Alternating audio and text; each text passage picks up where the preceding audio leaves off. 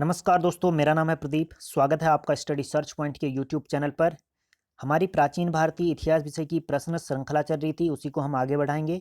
और बौद्ध धर्म से संबंधित जो भी चीज़ें थी वह हम यहाँ पर कवर कर रहे थे। पिछले वीडियो के अंक में हमने 20 प्रश्नों को हल किया था। आज इस वीडियो के अंक में हम 21 प्रश्न से लेकर के 40 नंबर के प्रश्नों को हल करेंगे। उम्मीद है आप सभी लोग घर पर बने होंगे और स्वस्थ होंगे, कुशल से होंगे। इस मुश्किल समय में भी आप अपनी पढ़ाई लिखाई पर नियमित रूप से फोकस बनाए रखे होंगे। इसी उम्मीद के साथ कि चीज़ें जल्द से जल्द बेहतर से बेहतर होती चली जाएं। शुरू करेंगे आज के इस अपने वीडियो के अंक को। यहाँ पर 21 प्रश्न से लेकर के 40 प्रश्नों पर हम चर्चा करेंगे। पिछले वीडियो के अंक में हमने 1 से लेकर के 20 प्रश्नों पर चर्चा करी थी, जिसको आप प्लेलिस्ट में जा करके देख सकते हैं। हमारे चैनल पर पहली बार आए हैं तो चैनल को सब्सक्राइब करके बेल आइकन अवश्य प्रेस करें, ताकि हमारे चैनल पर अपलोड किए जाने वाली वीडियो का नोटिफिकेशन आपको मिलता रहे। आप हमसे फेसबुक, ट्विटर और टेलीग्राम पर जुड़ सकते हैं। सामान्य अध्ययन से संबंधित जानकारियों को पढ़ने के लिए हमारी blog site study search point को आप विजिट कर सकते हैं।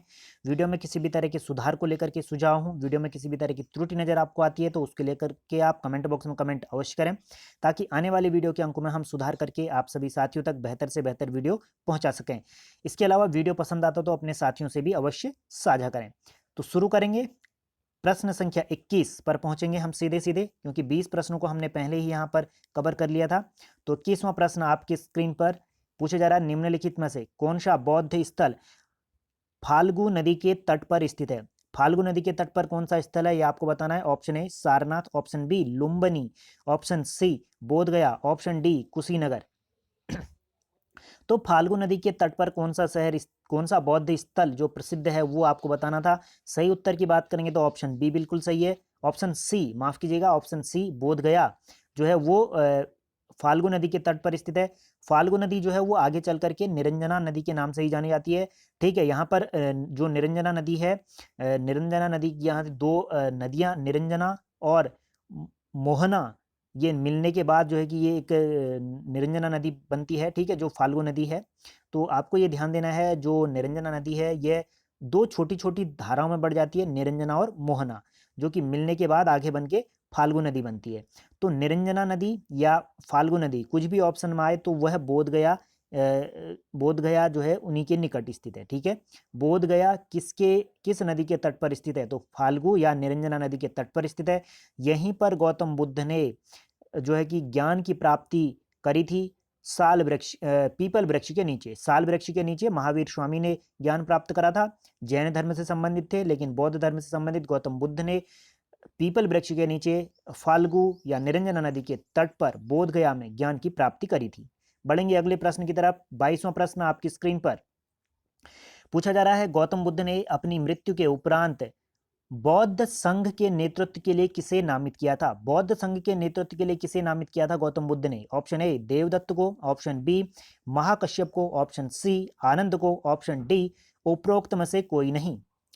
तो देखिए, जो बौद्ध संघ के नेतृत्व की बात होती है तो गौतम बुद्ध ने अपनी तरफ से किसी को भी यहाँ पर बौद्ध संघ के नेतृत्व के लिए नामित नहीं करा था। तो उत्तर हो जाएगा ऑप्शन डी। हालांकि जो देवदत्त था वह गौतम बुद्ध के जब जीवित थे, गौतम बुद्ध के जीवन काल के दौरान ही बौद्ध संघ का वो कह सकते हैं कि एक प्रमुख बनना चाहता था। गौतम बुद्ध के विरुद्ध उसने षड्यंत्र भी रचे, हालांकि उसको सफलता नहीं मिली और वह जो है कि देवदत्त जो है कि वो प्रधान नहीं बन पाया। ठीक है, और हालांकि जब पहले पहले वो भिक्षुक बना था तो उसका कार्य अच्छा था, लेकिन धीरे धीरे वह जो है कि अपने आप को अपना वर्चस्व स्थापित करने की सोचने लगा था। ठीक है, तो किसी को भी नियुक्त नहीं करा था गौतम बुद्ध ने अपनी तरफ से। बढ़ेंगे अगले प्रश्न की तरफ। 23वां प्रश्न आपकी स्क्रीन पर पूछा जा रहा है, निम्नलिखित में से अष्टांग मार्ग की संकल्पना किस में की गई है? अष्टांग मार्ग की संकल्पना किस में की गई है? ऑप्शन ए दीप वंश में, ऑप्शन बी दिव्यावदान में, ऑप्शन सी धर्म चक्र परिवर्तन में, ऑप्शन डी महावंश में। तो किस में अष्टांग मार्ग की संकल्पना प्रतिपादित की गई है? सही उत्तर की बात करेंगे तो ऑप्शन सी बिल्कुल सही होगा, धर्म चक्र परिवर्तन में। धर्म चक्र परिवर्तन जो आपका जो है कि सुंत की जो विषय वस्तु रही है धर्मचक्र परिवर्तन, तो उसमें कहा गया है गौतम बुद्ध के द्वारा कि जो संसार में दुख हैं उन दुखों को दूर करने के लिए एक मार्ग बताया गया है। ठीक है, दुख निरोध का उपाय यहाँ पर बताया गया है इस अष्टांग मार्ग के द्वारा, और इसको जो है कि मध्यमा मध्यमा प्रतिपदा, ठीक है, मध्यमा प्रतिपदा भी कहा जाता है। इसको मध्य मार्ग कह लें, मध्यमा प्रतिपदा कह लें, या अष्टांगिक मार्ग कह लें। तो धर्मचक्र परिवर्तन अपने उपदेश में उन्होंने ये चीजें बताई हैं। और अष्टांगिक मार्गों को 8 सोपान इसमें है, तो इसीलिए इसको अष्टांगिक मार्ग कहा जाता है। और अष्टांग मार्ग में जो चीजें यहाँ पर बताई गई हैं, क्रम से मैं आपके सामने रख दे रहा हूं, आप इन चीजों को नोट डाउन कर सकते हैं। ठीक है, सम्यक दृष्टि यहाँ पर बात कही गई है। ठीक है, सम्यक दृष्टि की बात की गई है, सम्यक संकल्प की यहाँ पर बात कही गई है, सम्यक वाक यानी कि अपनी वाणी, सम्यक वाक की बात कही गई है, सम्यक कर्मात की यहाँ पर बात कही गई है। ठीक है, सम्यक आजीव आजीव आजीव जीवन निर्वाह के लिए सम्यक, सम्यक व्यायाम की यहाँ पर बात कही गई है, सम्यक व्यायाम, सम्यक स्मृति पर बल दिया गया है, सम्यक स्मृति, और सम्यक समाधि पर। ठीक है, तो ये 8 मार्ग हैं, सम्यक दृष्टि, सम्यक संकल्प, सम्यक वाक, सम्यक कर्मात, सम्यक आजीव, सम्यक व्यायाम, सम्यक स्मृति, सम्यक समाधि। इन को जो है कि अष्टांगिक मार्ग कहा गया है। ये 8 मार्ग हैं, वेदों में भी इनकी जानकारी मिलती है, और जो है कि गौतम बुद्ध का जो धर्मचक्र परिवर्तन था, उपदेश जो थे, उसमें भी इसकी जानकारी मिलती है। बढ़ेंगे अगले प्रश्न की तरफ। 24वां प्रश्न आपकी स्क्रीन पर पूछा जा रहा है, बौद्ध संघ में स्त्रियों के प्रवेश की अनुमति गौतम बुद्ध द्वारा किस स्थान पर दी गई? गौतम बुद्ध ने बौद्ध संघ में महिलाओं को भी आने की अनुमति किस स्थान से दी है, यह आपको बताना है। ऑप्शन ए सारनाथ में, ऑप्शन बी पाटलिपुत्र में, ऑप्शन सी श्रावस्ती में, ऑप्शन डी वैशाली में। तो देखिए इसका जो सही उत्तर यहाँ पर होगा ऑप्शन डी होगा, वैशाली में। वैशाली में जो है कि गौतम बुद्ध के द्वारा महिलाओं के लिए भी बौद्ध जो संघ था उसके द्वार खोल दिए गए, और यह खोले गए थे जो उनका प्रिय शिष्य यहाँ पर था, आनंद। ठीक है, तो आनंद के कहने पर गौतम बुद्ध ने वैशाली में बौद्ध संघ में स्त्रियों के प्रवेश की अनुमति दे दी थी, और स्त्रियों को भी भिक्षुणी के रूप में प्रवेश की अनुमति यहाँ पर दे दी गई थी। और सबसे पहले अगर पूछा जाए कौन सी महिला थी जिसने बौद्ध महिला संघ में प्रवेश किया था, तो वह इनकी मौसी, गौतम बुद्ध की ही मौसी, जिन्होंने गौतम बुद्ध का लालन पालन किया था, गौतमी, ये प्रजापति गौतमी। ठीक है,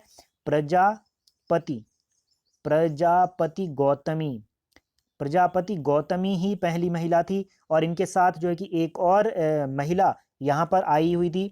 ठीक है, कौन सी महिला थी? तो आपको यहाँ पर ध्यान देना है, विमाता और गौतमी, जो प्रजापति गौतमी थी, यह दोनों महिलाएं थी पहली तौर पर जिन्होंने बौद्ध संघ में महिला के तौर पर प्रवेश किया था। गौतमी, प्रजापति गौतमी और विमाता। ठीक है, गौतमी कह लें और विमाता, दोनों नाम आपको याद रखने हैं। बढ़ेंगे अगले प्रश्न की तरफ। 25वां प्रश्न आपकी स्क्रीन पर पूछा जा रहा है, किस बौद्ध साहित्य में महात्मा बुद्ध के नैतिक एवं सिद्धांत संबंधित प्रवचन संकलित किए गए हैं?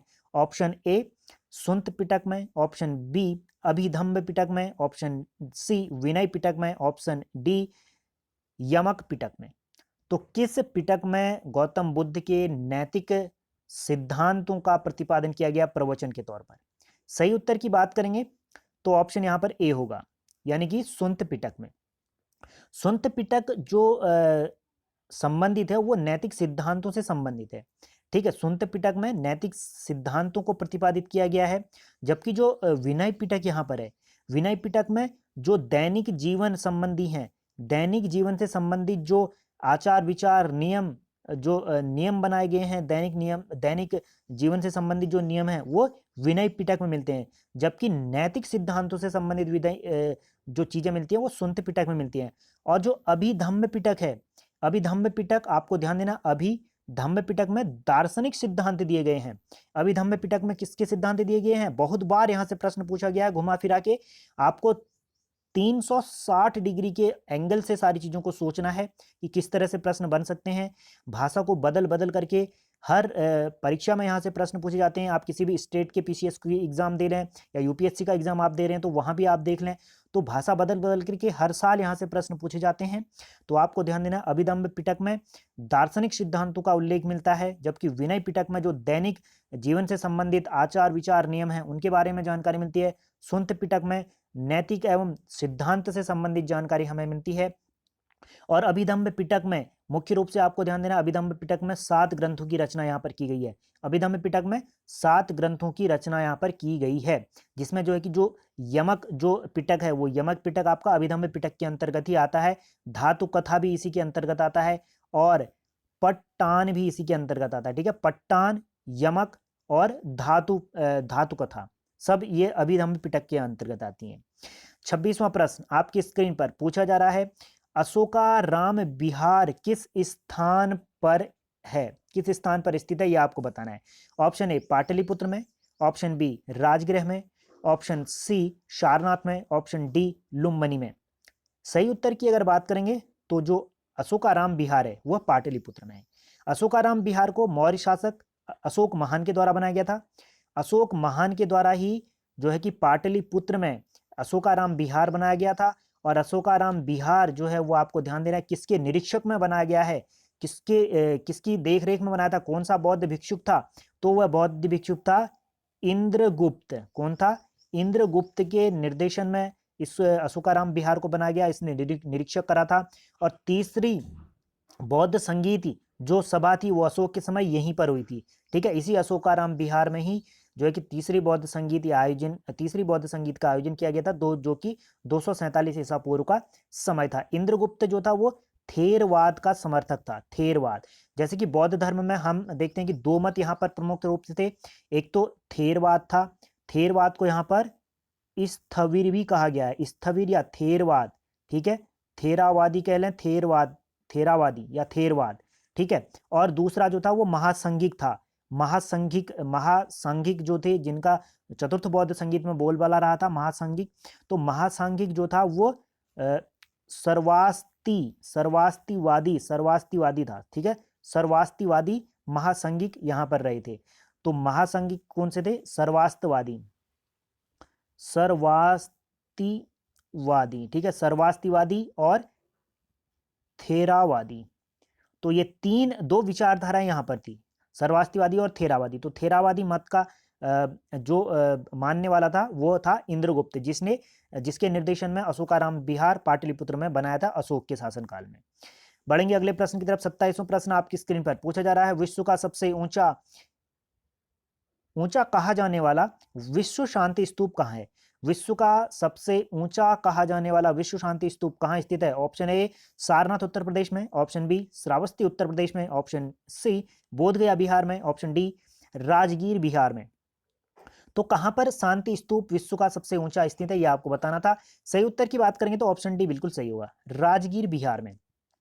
और इसकी ऊंचाई की अगर हम बात करेंगे तो 4000 मीटर इसकी ऊंचाई है।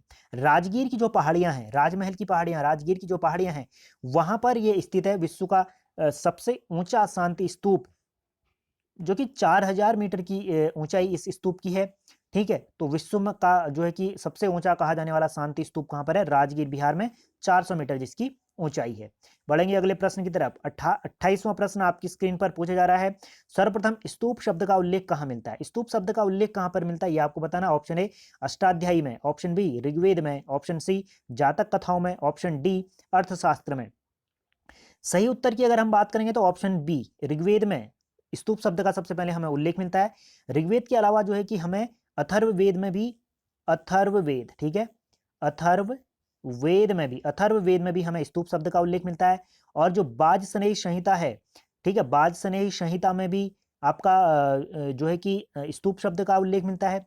साथ ही जो तैत्रेयी ब्राह्मण ग्रंथ है, यजुर्वेद का जो ब्राह्मण ग्रंथ है, तैत्रेयी ब्राह्मण ग्रंथ, ठीक है, यजुर्वेद का, शुक्ल यजुर्वेद का जो ब्राह्मण ग्रंथ है तैत्रेयी, उसमें भी यहाँ पर मिलता है। और पंचविश, ठीक है, पंचविश जो है आपका, पंचविश जो आपका ब्राह्मण ग्रंथ है सामवेद का, उसमें भी जो है कि स्तूप शब्द का उल्लेख मिलता है। पंचविश में, तैत्रेयी ब्राह्मण ग्रंथ में, वाजसनेयी संहिता में, अथर्ववेद में और ऋग्वेद में, इनमें स्तूप शब्द का उल्लेख हमें मिलता है। ठीक है, स्तूप का अर्थ होता है किसी भी वस्तु का ढेर लगना। ठीक है, चलिए बढ़ेंगे अगले प्रश्न की तरफ। 29वां प्रश्न आपकी स्क्रीन पर पूछा जा रहा है, निम्नलिखित में से किस स्थान के स्तूप का संबंध महात्मा बुद्ध के जीवन के किसी भी घटना से नहीं रहा है?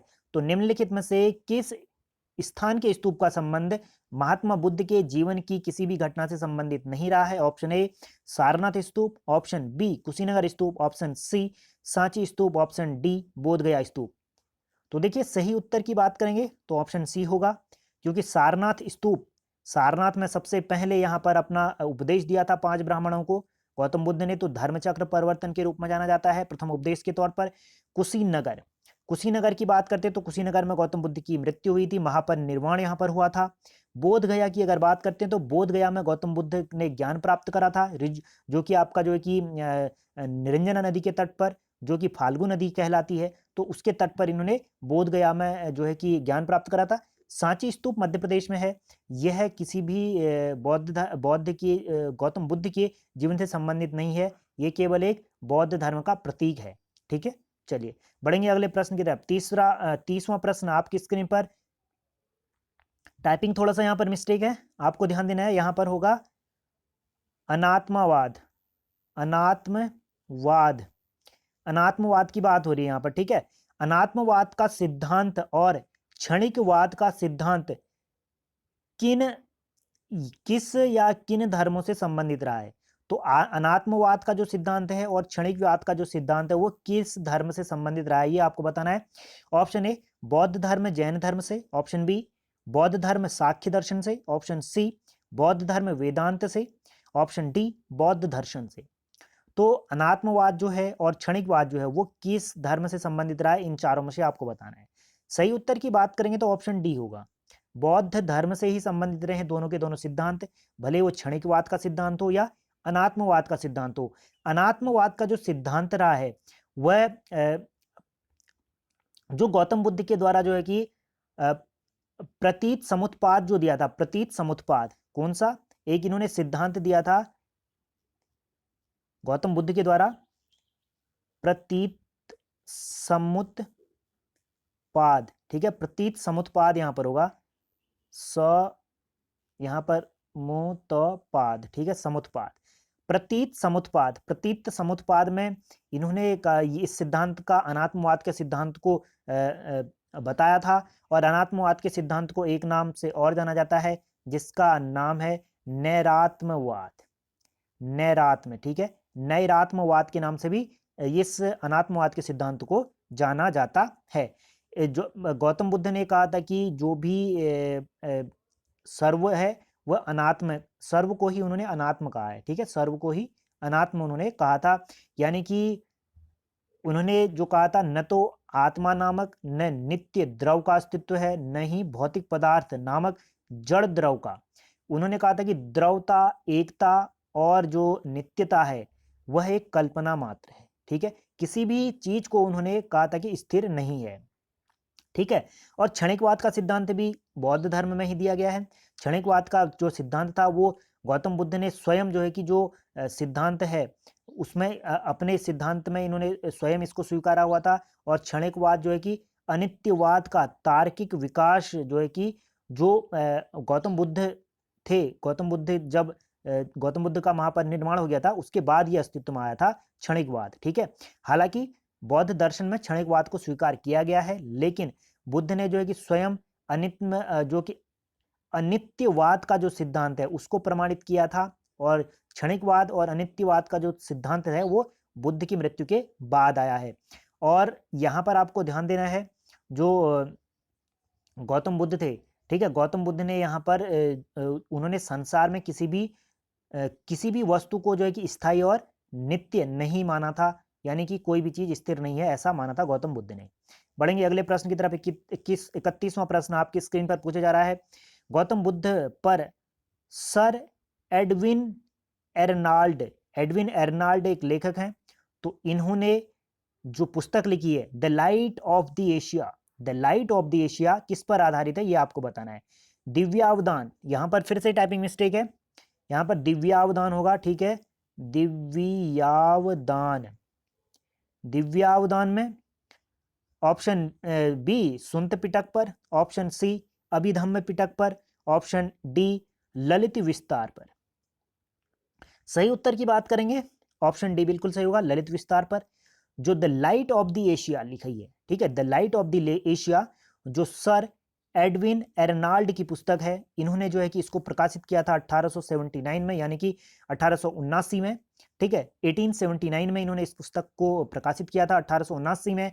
और the light of the Asia जो आधारित है ललित विस्तार पर, गौतम बुद्ध के बारे में, गौतम बुद्ध के बारे में लिखी गई पुस्तक है। और गौतम बुद्ध को एशिया का ज्योतिपुंज भी कहा जाता है। एशिया का ज्योतिपुंज किसे कहा जाता है? एशिया का ज्योतिपुंज कहा जाता है महात्मा बुद्ध को ही कहा जाता है। मोस्ट इंपोर्टेंट आपको यहाँ पर ध्यान देना है। बढ़ेंगे अगले प्रश्न की तरफ। 32वां प्रश्न आपकी स्क्रीन पर पूछा जा रहा है, बौद्ध धर्म की महायान और हीनयान संप्रदायों में सर्वाधिक मौलिक अंतर कौन सा है? तो दोनों संप्रदाय जो है, जो चौथी बौद्ध संगीत हुई थी एक ईस्वी में, एक ईस्वी के दौरान, तो उस दौरान जब यहाँ पर बौद्ध धर्म दो भागों में बंट गया था, महायान और हीनयान, तो इन दोनों संप्रदायों में कौन सा मौलिक अंतर है ये आपको बताना है।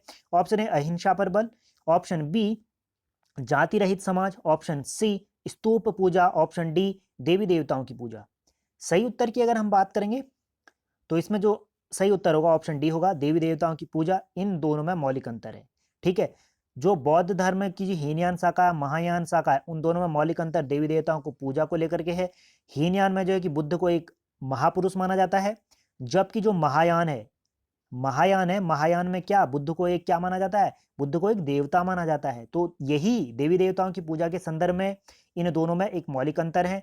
और इसके साथ ही जो है कि बोधिसत्व की भी यहाँ पर पूजा की जाती है, तो बोधिसत्व की भी पूजा की जाती है। हीनयान क्या मानता है? हीनयान गौतम बुद्ध को एक महापुरुष मानता है, जबकि महायान उनको देवता मानता है। तो महायान देवता और हीनयान महापुरुष, ध्यान देना आपको।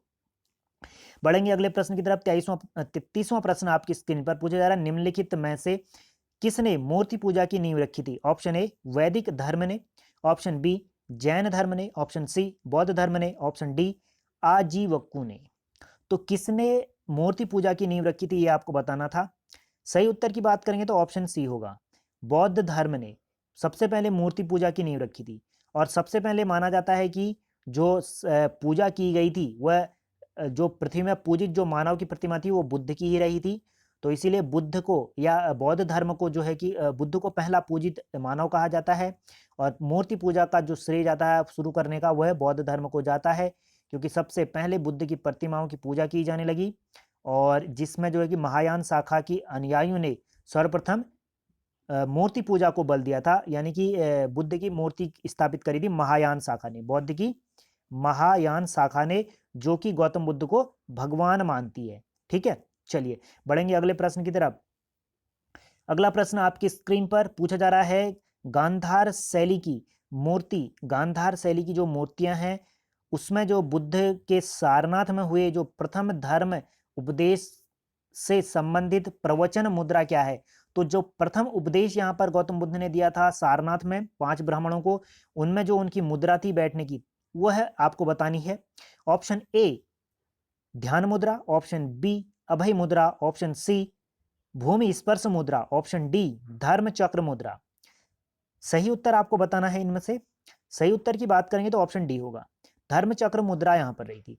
गौतम बुद्ध के जीवन से संबंधित जो गांधार शैली यहाँ पर विकसित की गई है, ठीक है। तो इसमें हम देखते हैं कि बहुत सारी मुद्राएं गौतम बुद्ध से संबंधित रही, जिसमें धर्म चक्र मुद्रा है, भूमि स्पर्श मुद्रा है, ध्यान मुद्रा है, अभय मुद्रा है, और साथ ही साथ जो कि वरद मुद्रा है, ठीक है, वरद मुद्रा भी यहाँ पर देखने को मिलती है। तो ये सारी की सारी जो मुद्राएं हैं वो गांधार शैली के अंतर्गत ही विकसित होती हैं। और इन मुद्राओं के बारे में अगला जब हमारा प्रश्न श्रृंखला आएगा अभी, जिसमें हम देखेंगे कि जो कि एक उच्च स्तर के प्रश्न होते हैं, वहां पर सारी की सारी मुद्राओं से संबंधित जानकारी आप तक पहुंचाएंगे, ठीक है। यहाँ पर संक्षेप में आप समझिए, जो धर्मचक्र मुद्रा थी वह प्रथम उपदेश से संबंधित मुद्रा रही है, ठीक है। भूमि स्पर्श मुद्रा जो है कि वो प्रेम को यहाँ पर दर्शाता है, और ध्यान मुद्रा अलग है, अभय मुद्रा अलग है। इन सारी मुद्राओं के बारे में अगले वीडियो के अंक में हम यहाँ पर चर्चा करेंगे, ठीक है। तो ये चीज आपको ध्यान देना है। गांधार शैली की, गांधार जो कला है उसके अंतर्गत जो है कि धर्मचक्र मुद्रा, ये सारी की सारी मुद्राएं जो है वो गांधार शैली के अंतर्गत आती हैं। 35वां प्रश्न आपकी स्क्रीन पर पूछा जा रहा है, बौद्ध धर्म की महायान शाखा को बोधिसत्व अवलोकितेश्वर को और किस नाम से जाना जाता है? बौद्ध जो धर्म की महायान शाखा है उसमें बोधिसत्व जो अवलोकितेश्वर है उसको अन्य किस नाम से जाना जाता है? ऑप्शन ए पद्मपाणि से, ऑप्शन बी वज्रपाणि से, ऑप्शन सी मंजूश्री से, ऑप्शन डी मैत्रेय से। सही उत्तर की बात करेंगे तो ऑप्शन ए होगा, पद्मपाणि के नाम से। पद्मपाणि के नाम से महायान जो शाखा है बौद्ध धर्म की, जो संप्रदाय है, तो वह जो है कि बोधिसत्व जो अवलोकितेश्वर जो है, बोधिसत्व अवलोकितेश्वर, उसको पद्मपाणि के नाम से भी जानता है। ठीक है, पद्मपाणि के नाम से भी इसको जाना जाता है। और बौद्ध धर्म पर जो है कि हिंदू धर्म का प्रभाव यहाँ पर परिलक्षित होता है, क्योंकि जो बोधिसत्व है अवलोकितेश्वर जो है या पद्मपाणि जो है, वो वैदिक युगीन देवता विष्णु रहे हैं। माना गया है कि जो बोधिसत्व अवलोकितेश्वर या पद्मपाणि जो हैं, वो वैदिक युगीन देवता रहे हैं, जो कि विष्णु हैं। मोस्ट इंपोर्टेंट है ये, यहाँ पर जो पद्मपाणि है वो बौद्ध धर्म पर हिंदू धर्म का प्रभाव को परिलक्षित करता है। प्रश्न कभी भी बन सकता है, आपको ध्यान देना है। ठीक है, चलिए बढ़ेंगे अगले प्रश्न की तरफ। 36वां प्रश्न आपकी स्क्रीन पर पूछा जा रहा है। भारतीय इतिहास के संदर्भ में निम्नलिखित में से कौन भावी बुद्ध है जो संसार की रक्षा हेतु अवतरित होगा? तो बौद्ध धर्म में एक मान्यता है कि आने वाले समय में जो है कि संसार में जब बहुत ज़्यादा अपराध बढ़ जाएगा, या जो है कि इस तरह से पूरी धरती जो है कि पाप में डूब जाएगी, तो उस दौरान एक धरती पर जो है कि संसार की रक्षा के लिए एक बौद्ध अवतरित होगा। तो वो भावी बुद्ध कौन से होंगे, ये आपको बताना है। Option A Lokeshwar, option B Padmapani, option C Avalokiteshvara, option D Maitreya. सही उत्तर की बात करेंगे तो यहाँ पर ऑप्शन डी होगा, मैत्रेय। मैत्रेय को जो है कि भावी बुद्ध माना गया है, यानी कि मैत्रेय को कहा गया है कि ये जो है कि संस्कृत भाषा का शब्द है वैसे मैत्रेय, और पृथ्वी पर जो है कि ये भविष्य में अवतरित होंगे और विशुद्ध धर्म की ये शिक्षा देंगे। जिसके बाद जो है कि जो भी इतना अनाचार जब बढ़ जाएगा धरती पर कि मानव जीवन असुरक्षित हो जाएगा, सुरक्षा के लिए लोग इधर उधर भटकेंगे, सर्वत्र जो है कि त्राहिमाम मची रहेगी, हाहाकार मची रहेगा, संघर्षरत रहेगा, तो उस दौरान यहाँ पर बोधिसत्व जो मैत्रेय हैं वो धरातल पर अवतरित होंगे और इस संसार का उद्धार करेंगे, ऐसा कहा गया है। बढ़ेंगे अगले प्रश्न की तरफ। 37वां प्रश्न आपकी स्क्रीन पर पूछा जा रहा है। बौद्ध धर्म के हीनयान संप्रदाय का विशालतम एवं सर्वाधिक विकसित शैलकृत चैत्य कौन सा है? विकसित शैलकृत चैत्य आपको बताना है जो कि हीनयान संप्रदाय से संबंधित रहा हो। ऑप्शन ए जुनार में, ऑप्शन बी पीतलखोरा में, ऑप्शन सी बेडसा में, ऑप्शन डी कार्ले में। तो सबसे बौद्ध धर्म से संबंधित जो हीनयान संप्रदाय है उसका सबसे विशालतम सर्वाधिक विकसित शैलकृत चैत्य कौन सा है, ये आपको बताना है। सही उत्तर की बात करेंगे ऑप्शन डी होगा, कार्ले। अब कार्ले कहां पर है? कार्ले है आपका महाराष्ट्र में। ठीक है, महाराष्ट्र में पुणे के पास स्थित है कार्ले। और ये हीनयान संप्रदाय का सबसे विकसित, या कह लें कि बौद्ध धर्म का भी ये सबसे पुराना चैत्य विहार है। तो सबसे प्राचीनतम चैत्य विहार बौद्ध धर्म का कौन सा है? कार्ले है। और हीनयान का भी कौन सा ही है? कार्ले ही है। मोस्ट इंपोर्टेंट है, बौद्ध धर्म पूछा जाए या हीनयान पूछा जाए तो सबसे प्राचीनतम चैत्य विहार पूछा जाएगा तो वो कार्ले ही होगा, जो कि महाराष्ट्र पुणे के पास ये स्थित है। इसके अलावा जो है कि अनेक चैत्य विहार यहाँ पर बनाए गए हैं बौद्ध धर्म से संबंधित, जिसमें हम देखते हैं कि जो आपका कन्हेरी की गुफाएं हैं, कन्हेरी की गुफाओं का भी उल्लेख यहाँ पर है। महाराष्ट्र के क्षेत्र में कन्हेरी की गुफाएं, ठीक है। और यहाँ पर गुफा संख्या 41 है कन्हेरी में। यहाँ पर जो अवलोकितेश्वर हैं, अवलोकितेश्वर की एक रोचक मूर्ति प्राप्त होती है, ठीक है। गुफा संख्या 41 से कन्हेरी की गुफाओं में, कन्हेरी की गुफा संख्या 41 से हमें अवलोकितेश्वर की एक रोचक मूर्ति भी प्राप्त होती है, ठीक है। कन्हेरी की गुफाएं कहाँ पर हैं? महाराष्ट्र में है। और ये भी आपके बौद्ध धर्म से संबंधित ही रही हैं कन्हेरी की गुफाएं, ठीक है। चलिए बढ़ेंगे अगले प्रश्न की तरफ। 38वां प्रश्न आपकी स्क्रीन पर पूछा जा रहा है। शून्यता के सिद्धांत का सर्वप्रथम प्रतिपादन करने वाले बौद्ध दार्शनिक कौन थे? शून्यता के सिद्धांत का प्रतिपादन सबसे पहले किस बौद्ध दार्शनिक ने किया है, ये आपको बताना है। ऑप्शन ए नागार्जुन ने, ऑप्शन बी अशोकोस ने, ऑप्शन सी नागसेन ने, ऑप्शन डी उपरोक्त में से कोई नहीं। सही उत्तर की बात करेंगे तो ऑप्शन ए होगा नागार्जुन। नागार्जुन बौद्ध धर्म के दार्शनिक रहे हैं। इन्होंने जो है कि यूं कह सकते हैं कि ये शून्यवाद के प्रवर्तक रहे हैं, या इसको हम कह सकते हैं कि माध्यमिक, इसको माध्यमिक भी कहा जाता है, ठीक है। माध्यमिक के प्रवर्तक हों या शून्यवाद के प्रवर्तक हों या शून्यता सिद्धांत के प्रवर्तक हों, तो वो तीन के तीन शब्द आपको याद रखने, शून्यता, शून्यवाद और माध्यमिक। तो इसके प्रवर्तक रहे हैं आपके नागार्जुन।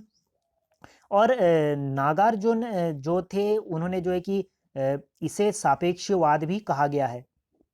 किसे? शून्यता के सिद्धांत को क्या कहा गया है? सापेक्षवाद। सापेक्षवाद का सिद्धांत हो, शून्यता का सिद्धांत हो, माध्यमिक का सिद्धांत हो, शून्यवाद का सिद्धांत हो, वो सब के सब जो है कि नागार्जुन ने ही दिए हैं। ठीक है, एक ही नाम है, किसी भी तरह प्रश्न पूछा जा सकता है। और नागार्जुन ने जो है जो शून्यवाद का जो सिद्धांत, जो प्रतीत समुत्पाद जो सिद्धांत यहाँ पर दिया था गौतम बुद्ध ने, प्रतीत समुत्पाद, तो प्रतीत समुत्पाद का सिद्धांत जो दिया था उसी को ही शून्यता उन्होंने कहा था नागार्जुन ने। ठीक है, चलिए बढ़ेंगे अगले प्रश्न की तरफ। 29वां प्रश्न आपकी स्क्रीन पर पूछा जा रहा है, निम्नलिखित में से कौन से बौद्ध धर्म और जैन धर्म दोनों में समान रूप से विद्यमान है? तो जैन और बौद्ध धर्म में कौन सा दोनों धर्मों में समान रूप से विद्यमान है, ये आपको बताना है। हालांकि जैन धर्म से संबंधित जानकारी अभी हमने आपको नहीं दी है, अगले आने वाली वीडियो के अंक में हम देंगे, जो कि हमारा वीडियो का अंक होगा 14 है। वीडियो का अंक नंबर होगा 14 है और 15 है। 14 है 15 है वीडियो के अंकों में हम जो प्रश्न श्रृंखला होगी 14 और 15 नंबर की, उसमें जैन धर्म से संबंधित सारी चीज़ों को हम डिस्कस करेंगे। ठीक है, यहाँ पर आप ध्यान दें, बौद्ध धर्म से संबंधित चीजें आपको पता है तो जैन धर्म का आप सीधे सीधे बताई जाएंगे, कोई दिक्कत नहीं होनी चाहिए। पहला जो कथन है, तप और भोग की अति का परिहार करना, अति का परिहार। ठीक है, वेद प्रणयता के प्रति अनास्था, ऑप्शन तीसरा है। कर्म कांडों की फलता का निषेध, यानी कि कर्म कांडों को का विरोध करना, ऑप्शन चौथा है।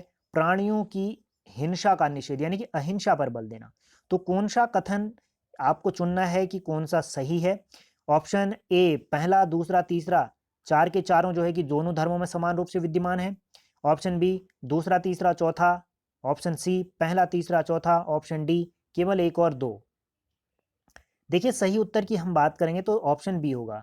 2, 3, 4 जो दूसरा कथन है, वेदों के प्रति अनास्था, कर्म कांडों का निषेध और अहिंसा, इन तीनों पर दोनों धर्मों में विशेष रूप से बल दिया गया है। लेकिन जो तप भोग के प्रति जो है कि का जो है कि अपरिहार है, उस पर जो है कि बौद्ध धर्म का मत अलग है। बौद्ध धर्म यहाँ पर, बौद्ध धर्म में जो है कि कहा गया है कि जो यहाँ पर तप है, भोग है और इसका जो कि अतिहार था, जो कि मध्यम मार्ग का अनुसरण केवल बौद्ध धर्म में किया गया है, जबकि ये जैन धर्म में नहीं माना गया है। ठीक है, तप भोग का जो है कि के प्रति जो यहाँ पर मध्य मार्ग है, उसका अनुसरण यहाँ पर बौद्ध धर्म में किया गया है, जैन धर्म में नहीं। तो आपको ध्यान देना है, और सारे के सारे समान हैं, भले ही वो वेदों के प्रति अनास्था हो, कर्मकांडों का निषेध हो और साथ ही जो है कि अहिंसा हो, तो वो तीनों में ही तीन की तीन चीजें दोनों धर्मों में समान है। बढ़ेंगे अगले प्रश्न की तरफ। आखिरी प्रश्न इस प्रश्न श्रृंखला का 40वां प्रश्न पूछा जा रहा है, निम्नलिखित में से कौन सी बात बौद्ध धर्म तथा जैन धर्म में समान नहीं है? तो कौन सी बात बौद्ध धर्म और जैन धर्म में समान नहीं है, ये आपको बताना है। ऑप्शन ए अहिंसा, ऑप्शन बी वेदों के प्रति उदासीनता, ऑप्शन सी आत्मदमन, ऑप्शन डी रीति रिवाजों की अस्वीकृति। इससे पहले भी हमने इस बात पर चर्चा कर रखी है, उत्तर देने में कोई दिक्कत नहीं होनी चाहिए आपको। सही उत्तर की बात करेंगे तो ऑप्शन सी होगा। प्रश्न की भाषा यहाँ पर बदल दी गई है। एक तरफ भी हमने आपको ऊपर समझा हुआ था कि जो यहाँ पर तप भोग के प्रति जो भोग की जो अति का जो है कि परिहार है, यानी कि जो मध्यम मार्ग है, उसका अनुसरण केवल बौद्ध धर्म में किया गया, जैन धर्म में नहीं। तो ये आत्मदमन का जो है वो दोनों धर्मों में समान नहीं है। ठीक है, तो आत्मदमन का जो उद्देश्य, जो तर्क है, वो दोनों धर्मों में समान नहीं है। बाकी अहिंसा है, वेदों के प्रति अनास्था है, रीति रिवाज यानी कि कर्म कांडों का जो विरोध करना, ये दोनों ही धर्मों में समान है। ठीक है, तो उम्मीद है सारी चीजें आप बेहतर तरीके से समझे होंगे। इसके बाद अगली जो हमारी प्रश्न श्रृंखला आएगी, प्रश्न श्रृंखला 13 है, जिसमें हम चर्चा करेंगे बौद्ध धर्म से संबंधित जो उच्च स्तर के यहाँ पर प्रश्न होंगे, उनको लेकर के हम चर्चा करेंगे।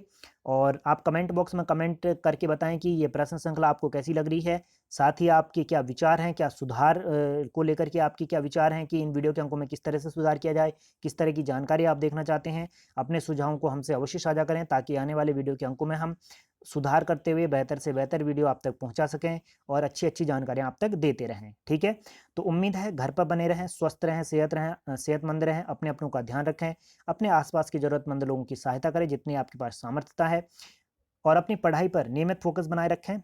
और एक सकारात्मक सोच के साथ जीवन के प्रत्येक पथ पर अग्रसर होते रहें। चीज़ें जल्द से जल्द बेहतर होती चली जाएंगी, ऐसी हमें उम्मीद है। आप लोग भी अपना सहयोग प्रदान करें, तभी सारी चीज़ें जो है कि सही हो पाएंगी, क्योंकि एक व्यक्ति के हाथ में कुछ नहीं होता। जब मिलकर के सारे लोग कार्य करते हैं तो तभी किसी भी बड़ी से बड़ी चुनौती को हम पार पा सकते हैं। इसी उम्मीद के साथ कि सारी चीज़ें बेहतर होती चली जाएंगी। मिलेंगे अगले वीडियो के अंक में, तब तक के लिए अपने अपनों का ध्यान रखें। जय हिंद, जय भारत।